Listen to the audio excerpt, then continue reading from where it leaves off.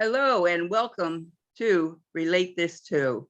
This is a podcast that actually deals with business, every kind of relationship you can imagine, whether it's personal or business. And today we are very, very fortunate to have a very illustrious speaker who is a professional herself in the business world.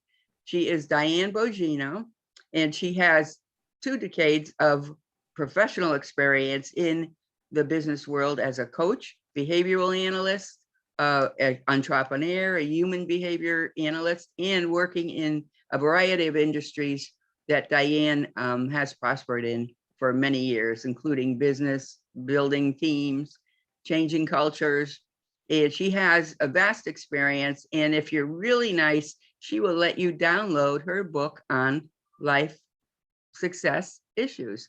So it's really wonderful. It's a 37-page booklet. So please stay to the end. We'll give you that link, okay? Now, one of Diane's blogs is entitled Building a Better Career. And I'll give you the link to that at the end as well. People with better careers are high performance people and actually do better in teams. So get used to working with each other because more is coming. She helps people through her system that is called Tandem Team Xray. And with that system, she's able to help companies and executives build better teamwork, because better teamwork gives higher productivity. And let's face it, that's what we all want. We want a win-win for the job situation. So with little delay, let's hear from our illustrious speaker, Diane Bogino. Thank you, Felicia. Good to be with you today. Welcome, welcome. Can you start with maybe tell our audience, what are we talking about when we say tandem team X-ray system? Do you really X-ray people? In a sense, yes. Okay. This is a system that I developed that allows a team and a CEO to look at the whole team as well as each individual member, because you can't just look at one and not look at the other and not have a team that works in tandem. In other words, that works in unison and has everybody on the same page. Makes sense. Yes. So this system, once we go through, administering assessments and doing the debrief on that and doing some interviewing, then the CEO and the executive team can have a report that illustrates exactly what talent they have to work with currently and what talent they're going to need for the future in terms of implementing their strategic plan. Excellent, excellent. Well, it sounds complicated to those of us that might be laypersons, but for those in the corporate world, I think they understand the meaning of teams and how important that is. Sort of like a football team, it has to work in unison. Absolutely, every team. Yeah. Well, what prompted you to even create this system? Is that something someone asked you to do, or you just saw the need? Yeah, I was in HR for many years, and of course, had the opportunity to see systems that didn't work, opportunities where systems needed to be implemented or created and implemented, systems that failed. And so when I started my own business, it gave me the opportunity to create my own system and put in the elements that I saw were missing in organizations that I had worked in many instances. That sounds good. So you applied what you saw and you saw the need and you filled it.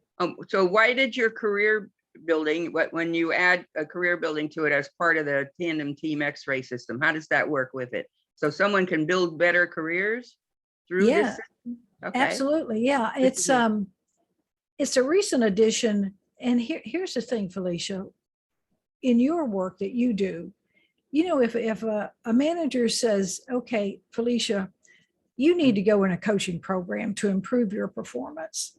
That's kind of a downer, right? Oh, absolutely.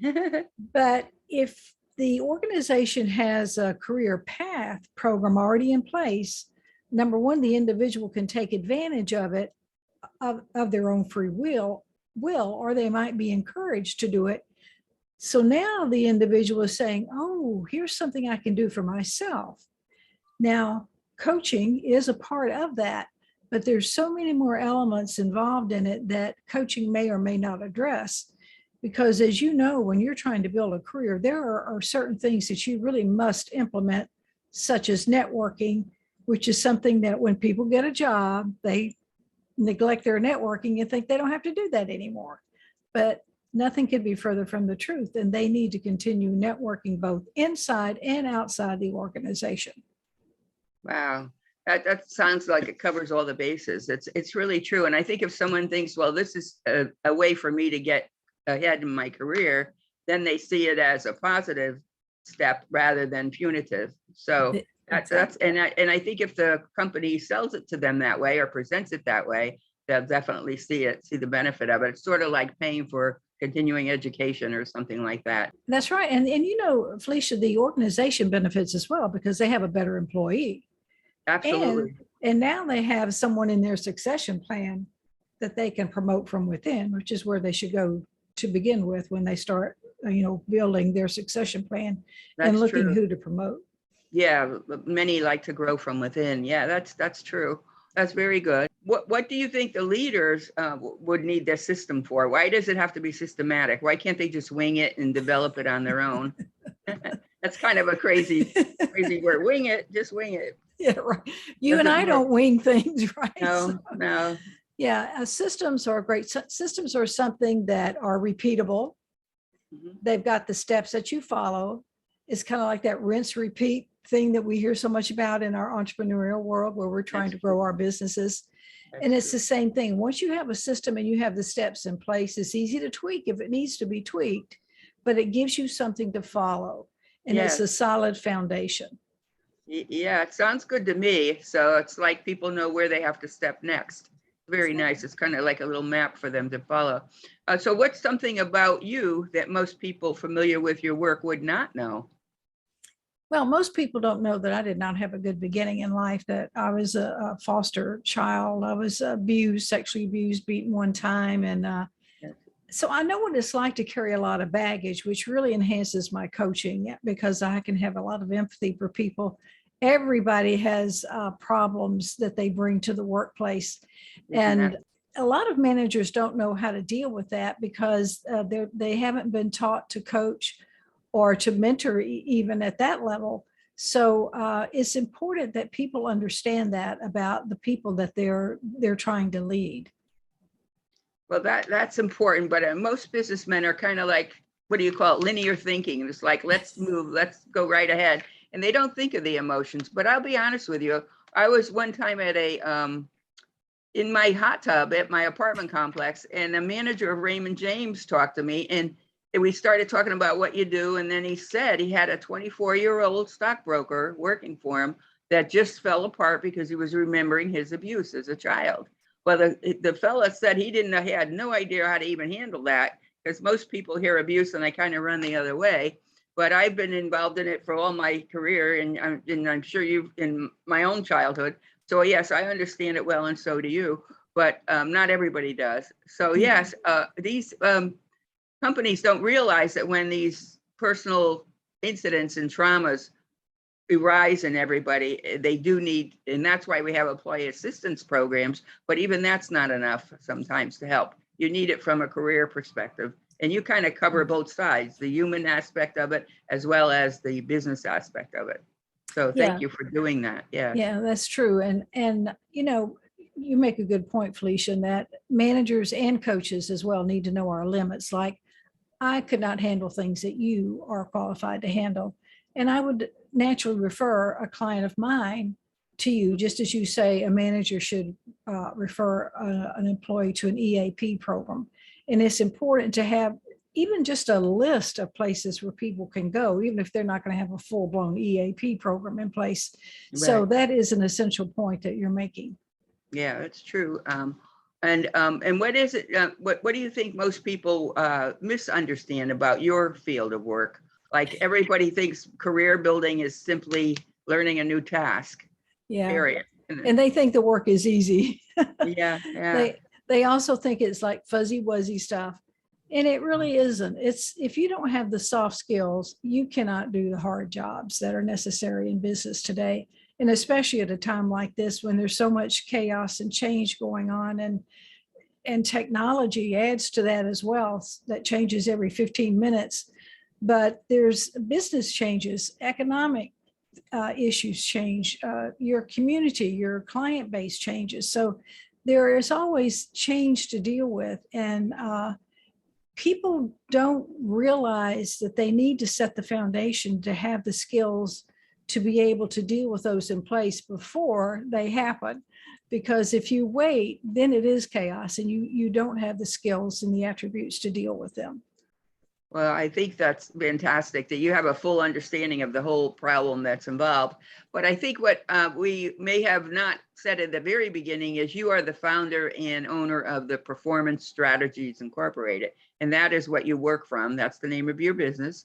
And you have a website with the same name? Correct. It's That people can- www.performstrat.com. Oh, excellent. Okay, it's short. We'll leave those links for you again at the end, but I would like to share with you in the audience, I am very impressed with your booklet that you're offering to people for free. It's 37-page booklet on the success, career, sex in 2022.